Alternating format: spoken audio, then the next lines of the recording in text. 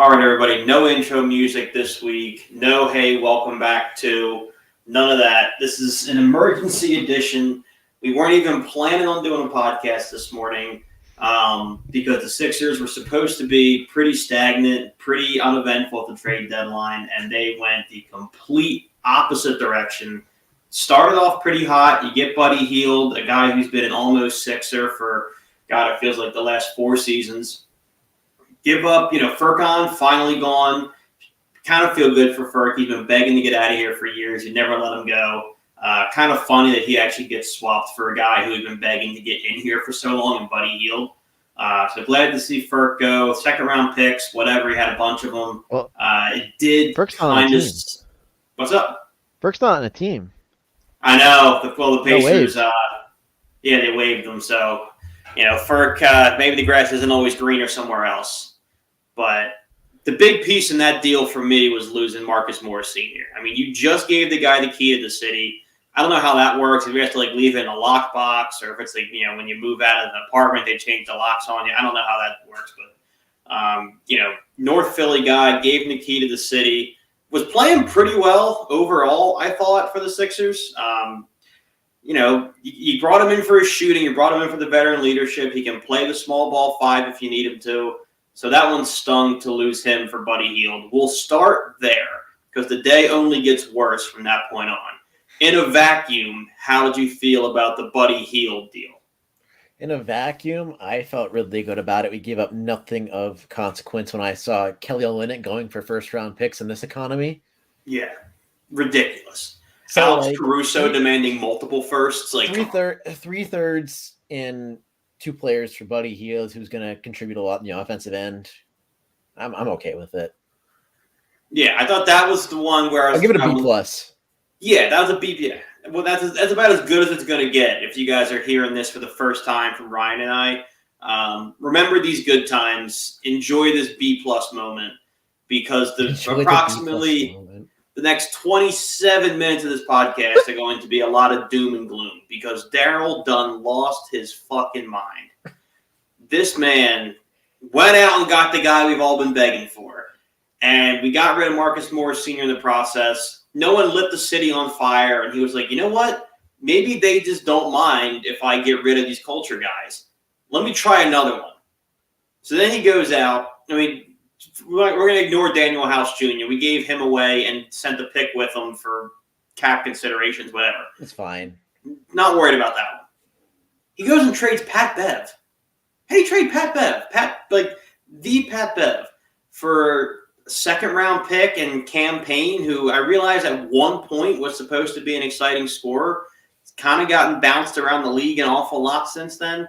I mean, that's the first one to me where my day took a turn and I was devastated. What did you think about that one? Oh, I didn't like that one at all. But when Cam Payne's spot started at 3.5K on DraftKings, it's always some good times.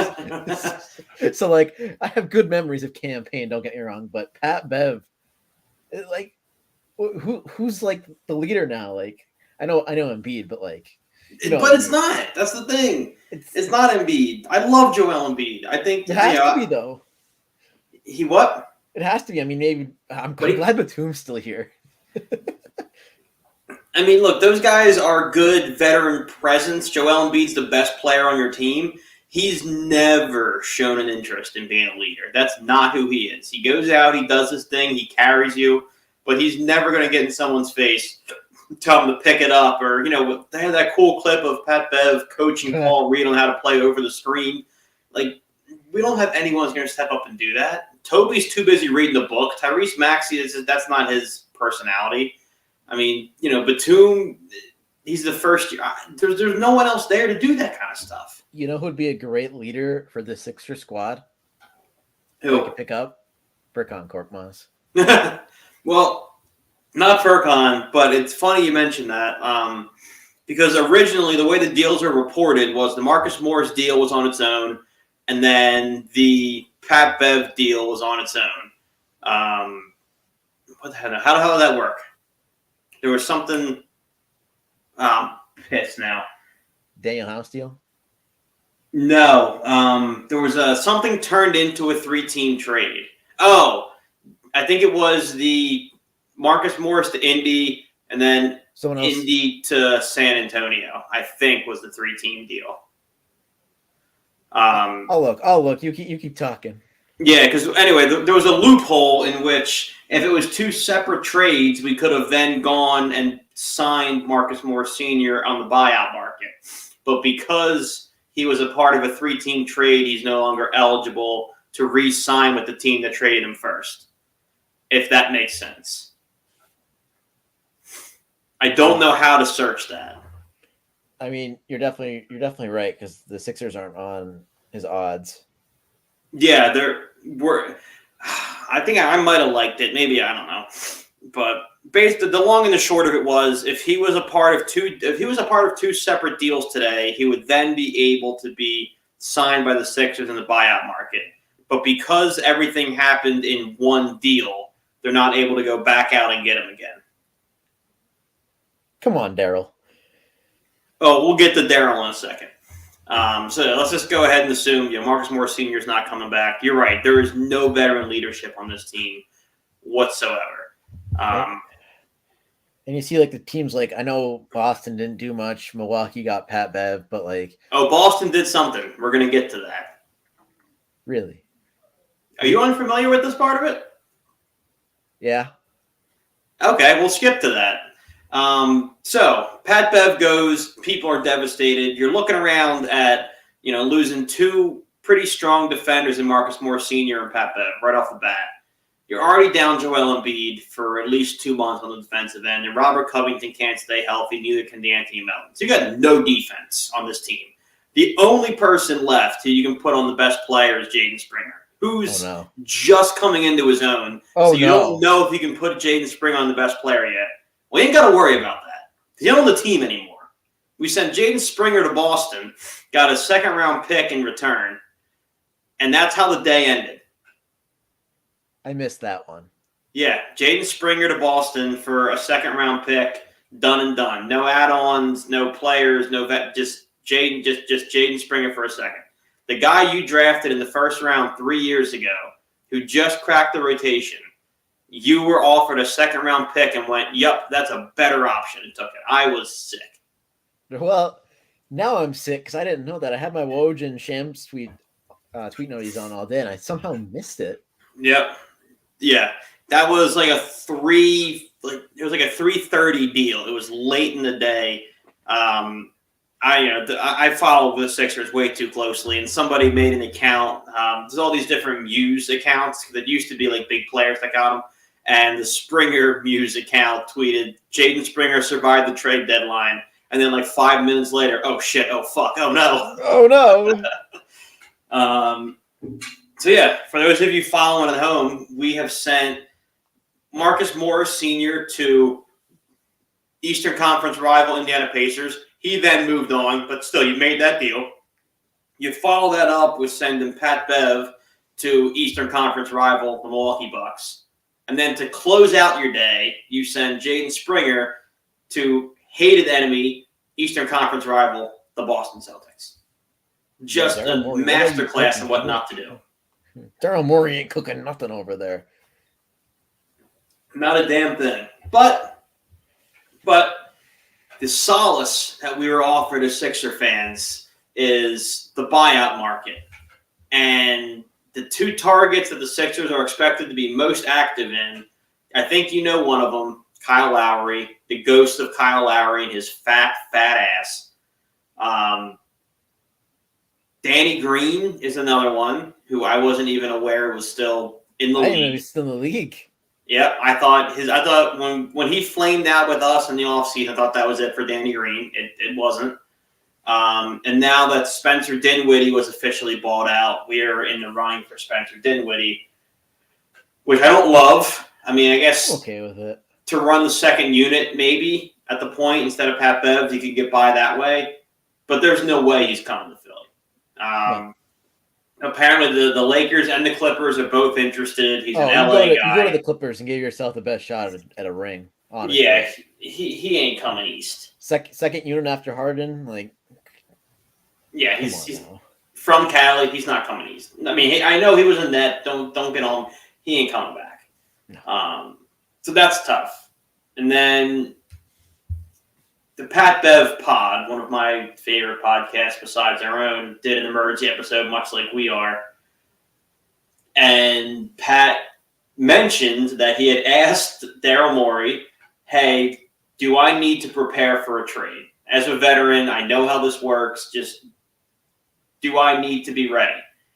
No, we are not trading you. Now, I'm not a big James Harden guy either. I didn't think he handled that situation well. But I think we can officially say that Daryl Morey lies. You know, it's kind of like one of those situations where you yourself are in the wrong, like because you're going about things the wrong way. Mm-hmm. But you're also right. Yeah, you were accidentally right, but you just handle it the wrong way. That's what it feels like. Yeah, I mean, should he have gone and trashed him in Japan and held out from the team the way he did? No. That was funny when people thought he was going to play in Japan. But were those promises about a contract made? I absolutely think they were now. Oh, I'm in on that. Daryl absolutely promised him something that he did not deliver. Which, do that to James Harden, whatever. How do you lie to Pat Bev? I mean, that's a guy who was born to play here. Dude, I want Sam Hinkie back.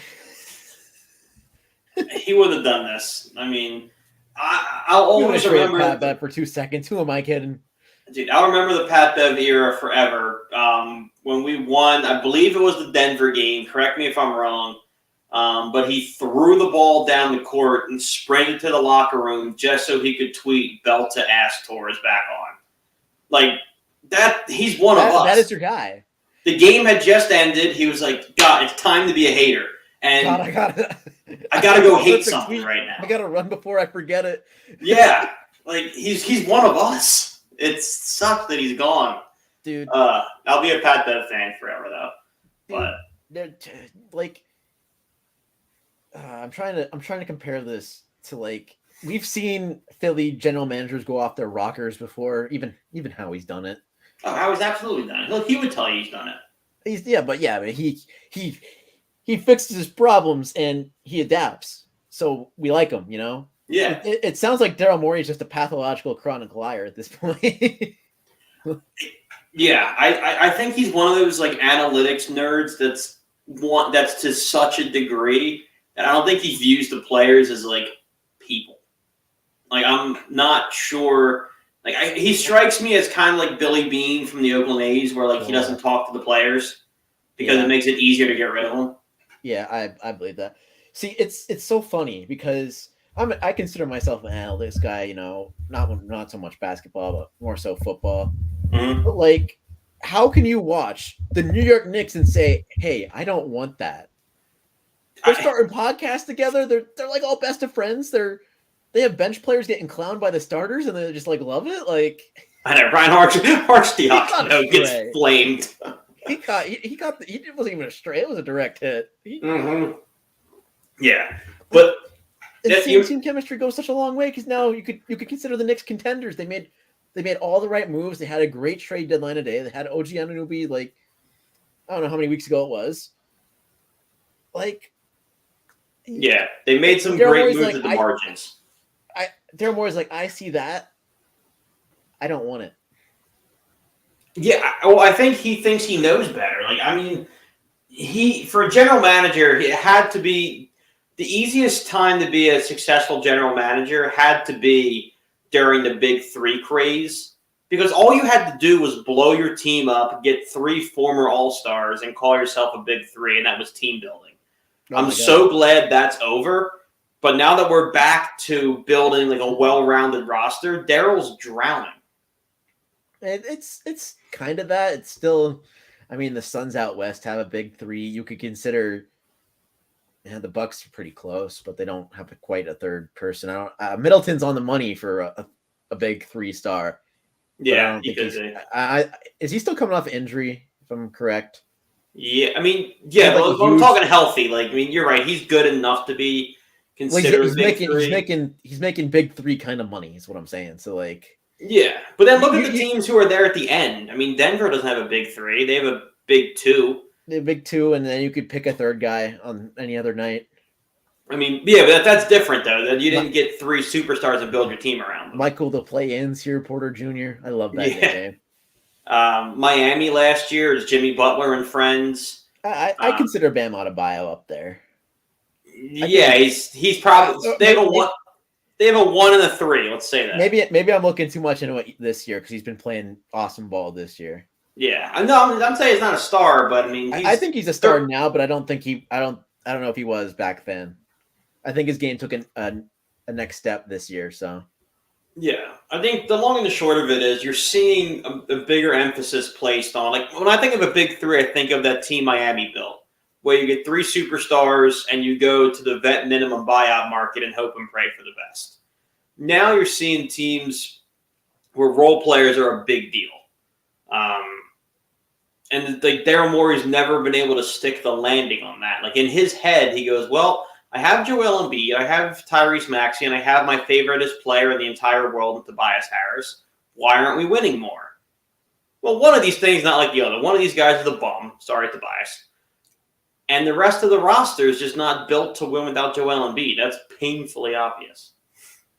I mean, I think that's painfully obvious. If Denver lost Jokic or the Mavs lost Luka, I remember watching a couple games when he was out. They were getting destroyed on the regular. So like, also the Mavs are a different team and they don't have anyone besides Kyrie. You could say. I mean, well, they got PJ Washington today, so they had a better deadline than us.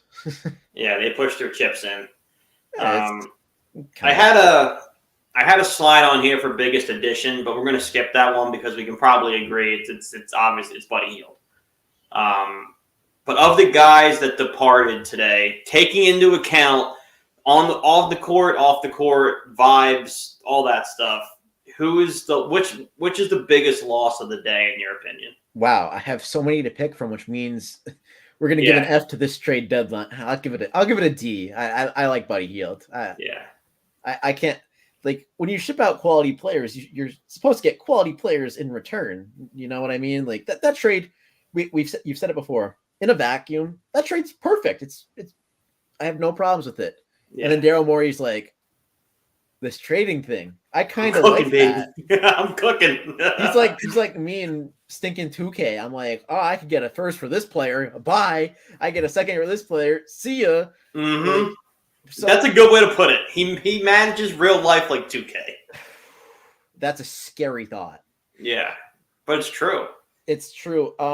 So it has to be a tie. Are we factoring in what they got traded for? Yes or no? No, I'm saying their presence, whose presence on the team will be most noticeably missed. Because if you go out of return, you could bring Marcus Morris back into the discussion. It's got to be Pat Bev. I mean, he's the ultimate vibes man. It might be a short-term answer. In the long-term, Jaden Springer, I think, is going to develop into a solid role player, and it's going to hurt because we're not going to have that in the rotation.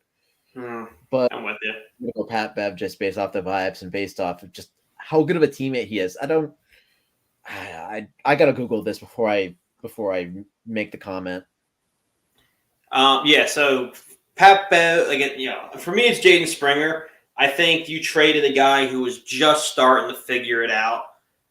The defense has always been there, but this year it's taken a huge step forward, playing really great minutes on Luka and Steph. The offense was starting to come around. He's still not the shooter you want him to be, but you're working on stuff. I think he had 8 points in the first half against Golden State. That's pretty solid for what you hope for Jaden Springer. I just think they cut it short a guy who was just starting to find his NBA legs. I love Pat Bev. On offense, he wasn't great. We knew that. We knew that when he was coming here, though. Yeah, exactly. So I mean, he's exactly what we expected. I think he was a little more. I think he was exactly what we expected on offense and defense. But the vibes, man. I know. I feel like he brought another level than what I've seen on socials from him on his past teams. Yeah, he made the Sixers fun. Like, and that's never going to be an Embiid thing. That's never going to that's just not his role. But they had those cool, like, they had those shots from practice where he had Embiid in the giant fur, and they were all just like, it had big, like, 2017 Eagles vibes when the Sixers were rolling and Pat Bev was talking his shit. Like, they kind of had that same feel. Do you think we just love backup guards? Do you think that's what it is as a fan base? You have TJ McConnell, you have Shake Milton, you have Pat Bev. Is this just a Philly thing? Well, I mean, look, I like Shake Milton. I think he doesn't exist in the same conversation as TJ McConnell. TJ McConnell is on a separate plane than Pat Bev, than Shake. I mean, TJ should have never been in the NBA, made it due to a bad process team, and then stuck here for like 4 seasons. So he'll always be a Philly hero. I understand, but like I remember it was that one playoff game we were ready to give Shake Milton a statue for something. Well, it was the Clipper game. It wasn't a playoff game, but it was the shit against the Hawks. No, he had a big playoff game, but the Shake Milton game was undermanned against the Clippers, and they were still good, and he was going shot for shot with Chris Paul and win it. But that was the first time we'd ever seen him do it. He did do it again against the Hawks. See, I can't remember much of like these role players, but I can remember the Shake Milton games. I could remember the TJ McConnell triple-double. Like that one's like sticks up here, man. The TJ McConnell game winner against the Knicks where Embiid held him up like Simba. Dude, like these guys are Philly legends, and then, it just feels like Daryl Morey's like, I don't give a shit. He doesn't care. You're not a human being to me, like, kind of deal. Yeah, he's just not the vibe. Like, that stuff doesn't matter to him. He's looking at. I doubt. I don't even think on his like trade forms he even has names. It's points per game. Dude, DFAR, stuff like that. I know it's ridiculous, like to do that otherwise, like to break up the team's vibes, but it is extra ridiculous when you just saw the 2017 Eagles do what they did with they were all best of friends. You saw the Knicks are doing it right now. You had the best point. The Knicks are doing it in real time. Knicks are doing it in real time. The Phillies in your own city, the Phillies and the Eagles have just recently done it, and I don't get it. You saw what happens when it collapsed in your own city. The Eagles Yeah, dude, that was the Phillies team. Now look, last year's team underperformed with bigger names. That first playoff run team, I mean, you had big names. You had Bryce. Everybody knows the big names on the Phillies. But that team had an interim manager, shouldn't have been there. They made it that far on friendship. that one was friendship, but then when they were going home run for home run in the divisional round, like kind of deal again, it felt like it was the year before all over with the friendship vibes. Like the team, you could clearly see even if that run was magical compared to this past year, they were still best of friends, and you could tell it. Like, yeah, the Sixers have never had any interest in doing that. I don't understand. I know basketball might be a little different. Excuse me. They just have never bought into that model. And you see why they don't win. Yeah, and you see why we end up where we are, where we're halfway through the season. We're worse today than we were yesterday. Knicks are better. Bucks are better. Yeah, the only thing that can help us is the buyout market. And like I said, there's a couple of guys who could move the needle. So you got Spencer Dinwiddie comes to mind. Kyle Lowry comes to mind. Danny Green comes to mind. So the Wizards, the Pistons just waived Danilo Gallinari, who I've always been a big fan of. So he's a buyout candidate. So there's a couple of guys out there that you could make a move for and hope it moves the needle. But I feel like the goose is kind of cooked. It kind of is. What I don't get is you start the day going in on Buddy Hield. So you're thinking that, okay, Daryl's putting his chips in the middle of the table. What's next? And then he's doing exactly what we told him to do. Go out and get a solid player that didn't cost too many assets. I know Marcus Morris is going to be a missed presence for this team, but like, still, it's Buddy Hield. Like, yeah, but then so you make one move to contend, and then the subsequent 4 moves are a team that's a seller. So which one are you? Maybe Daryl Morey's actually playing 2K and he put it in the trade finder. He's like, and then he saw like Pat Bev had 1-star trade value and Campaign had 1.5-star trade value, and he just did accept. Yeah, pretty much. So I got a list here of the 10 buyout candidates. Oh no, I thought you were talking about the list of the Sixers moves today. I was like, I seen it. Oh no, it's bad. You get 2 players back, you give up 4 players and 5 picks. It's an abysmal performance. Number 1, of course, Spencer Dinwiddie. We kind of covered that. I think bringing him in does move the needle for this team. I think he's a really good addition to that second unit, but I don't think he's coming east. We've beat that to death. Another potential one that they're talking about is Davis Bertans, because he went to Charlotte and Charlotte's not interested in contending. Is Charlotte interested in fielding a competitive basketball team? Period. I know LaMelo's hurt. No, they're done. He's a stretch 4 who's having a horrendous season, but has been good before. He's averaging Daryl Morey's alley. It is, yeah. He's averaging, he's only playing 6 minutes a game, so averaging 3 points isn't telling. But career-wise, he's been a good shooter. I don't know. Kyle Lowry, we've mentioned that. I think he's washed. Daryl clearly doesn't. I think he'll be a Sixer whether you and I like it or not. Corey Joseph, I would rather have, but if you're going to get Kyle Lowry, then any other guard on this list is kind of moot. No, okay. So I didn't know Seth Curry was on the brink of getting bought out. Oh if he gets bought out, that needs to be a very quick phone call. He slides all the way to number 1 real quick, but I don't know. I was about to say maybe he goes to Milwaukee, but I forgot Doc traded him. Yeah, he and Doc aren't particularly close, even though they're related. Yeah, maybe he comes back. This city loved him, so like that helped, dude. That would help. This team can't shoot to save its life. You add Seth Curry back, all of a sudden, your second unit is, in a perfect world. Let's say they're able to swing. If you swing Dinwiddie and Curry, I'm back in because the second unit now is one of the better second units in the East. Probably it's Kyle Lowry and Curry, at which point you might be able to hover around the 6th spot and pray to God Joel gets healthy in time. Yeah, I mean, I don't know, man. It's just so tough with the injury and then the GM just making a bunch of terrible moves. Yeah. Who else? So Daniel House we can't use. A lot of these guys are former Sixers. Thaddeus Young just signed. Robin Lopez doesn't help any.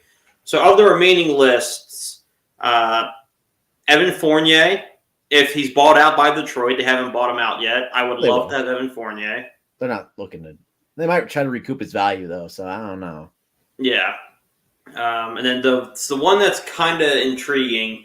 I know you don't watch a ton. Is Joe Harris. So, yeah, he was pretty nice back in the day. He was a sniper for the Nets, but he had last year was horrible. This year he's only averaging 2.4 points a game, getting almost no minutes. But again, on the buyout, if you can get him for the minimum or slightly above, what's it hurt? You employed Furkan Korkmaz this long. I still can't believe he asked for a trade and then immediately got waived. Yeah, well, he's asked for a trade for the last 3 seasons. We finally gave it to him. I know. And he realized no one else wanted him. Hey, man. That's how it be sometimes. Everything is indeed awful. Everything is awful. Today did not go according to plan. The season has not gone according to plan. Hope to God the big fella comes back because, look, as poorly as today went, and it went about as poor as it could have possibly gone, at the end of the day, you didn't trade another starter, and you ended up with Buddy Hield. So, if you're able to tread water and Joel's able to recover at a superhuman pace, you could be looking at mid to late April. Joel's back. You have about 4 weeks to make a run at this thing. No, 3 weeks at that point to make a run at it. with a really that starting lineup with everyone's healthy is talent-wise top 3 in the East. It's up there. I mean, Joel and Tyrese carry a lot of that, but you're right. But then, whether Buddy Hield's probably going to start, which will force Melton to the bench like that. I guess what I'm saying is once the team's healthy and Joel's back, your starting lineup is going to be Maxey, Hield, probably probably Toby, Batum, Embiid.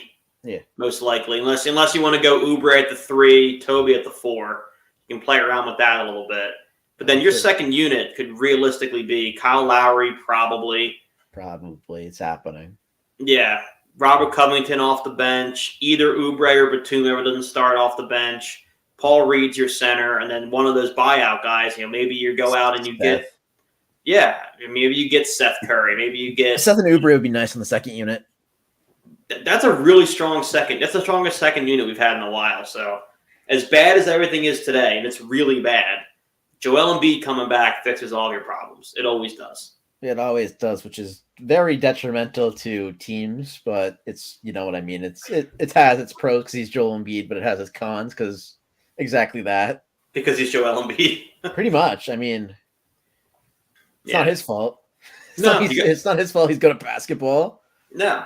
And, I would almost argue it's not his fault he's hurt as often as he is. I mean, he plays hard. His training and his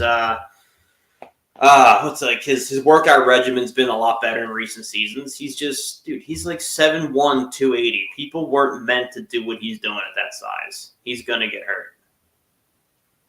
Totally. It's just the way that it is. But I think we got it all off our chest for the most part. I know I did. I hope other Sixer fans are able to have some kind of outlet today because it's going to be a bumpy ride from here on out. But hey, Phillies are starting soon. Yeah, Phillies. Today was truck day. So look, if you want to hop off the bandwagon for the season and head across the parking lot to Citizens Bank, no one's going to think any different of you. You got a free pass from Ryan and I to go. Totally free pass. And when they underperform in the regular season and then take out the Braves again in the postseason, I hope you're all there. Yep. Yeah. Just think about that as times are so bad. Think about the summer vibes at Citizens Bank Park. Think about how we have new coordinators. Yeah, we have 2 great coordinators, which we'll get into. We'll get into that next week. We'll get into Phillies next week. Hopefully we can take a little break from the Sixers and nothing terrible has happened, but that remains to be seen. I think we can take a break. I mean, Embiid's not going to be back. The team's not going to do much winning. Maybe, I don't know. Yeah. We'll see. We'll see what happens.